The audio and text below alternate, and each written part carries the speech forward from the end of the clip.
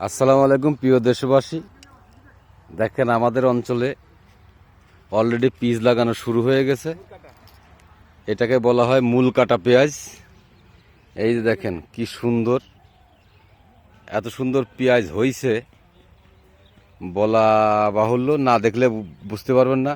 যার কারণে আমি সবাইকে দেখানোর চেষ্টা করছি আসলে আমাদের দেশের কৃষকরা কত উন্নত হয়ে গেছে, এটা আসলে না দেখলে বোঝার মতো না। দেখেন মূল কাটা পেঁয়াজ লাগানো হয়েছে, আর এগুলো হলো রসুন। এইগুলো হলো রসুন, খুব সুন্দর পেঁয়াজ হয়েছে। আসলে বাংলাদেশি মানুষ কেউ বোঝে কেউ বোঝে না। আসলে যে আমরা সোনার বাংলার মানুষ এটা সবাই বোঝে না, তো বোঝা উচিত যে আমরা সোনার বাংলার মানুষ। খুব সুন্দর পিচ হয়েছে, আর পিচ লাগাইছেও, কবে লাগাইছে তা তো বলতে পারবো না, তবে মূল কাটা পেঁয়াজ বলে এটাকে।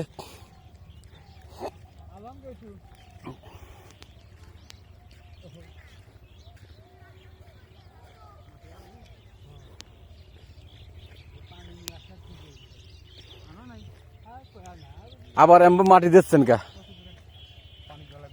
এই দেখেন আমাদের দেশের কৃষক কি পরিশ্রম করে, যে টাকা দেখেন, এই যে এদিকে তাকান, এই যে আমাদের দেশের কৃষক দেখেন কি পরিশ্রম করে। পেঁয়াজ তো আমরা একটু দাম যদি বেশি হয়ে যায় তাই তো মনে করেন আমরা হট্টগোল শুরু করি, কিন্তু আসলে যে কি পরিশ্রম করে এই ফসলগুলো জন্মাইতে হয় একমাত্র কৃষক ছাড়া আর কেউ জানে না। রোদে পুড়ে বৃষ্টিতে ভিজে এই কাজগুলো করে তারপরে পেঁয়াজ জন্মাইতে হয়। দেখেন কি পদ্ধতিতে পেঁয়াজের দানা চারাবে এখানে, যার কারণে জায়গাটা ঠিক করতেছে। দেখেন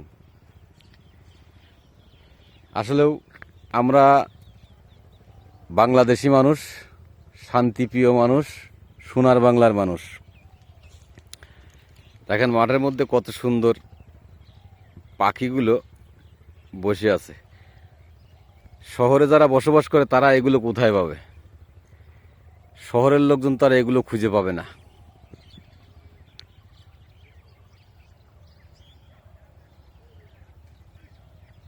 সোনার ফসল বাংলাদেশেই জন্মায়।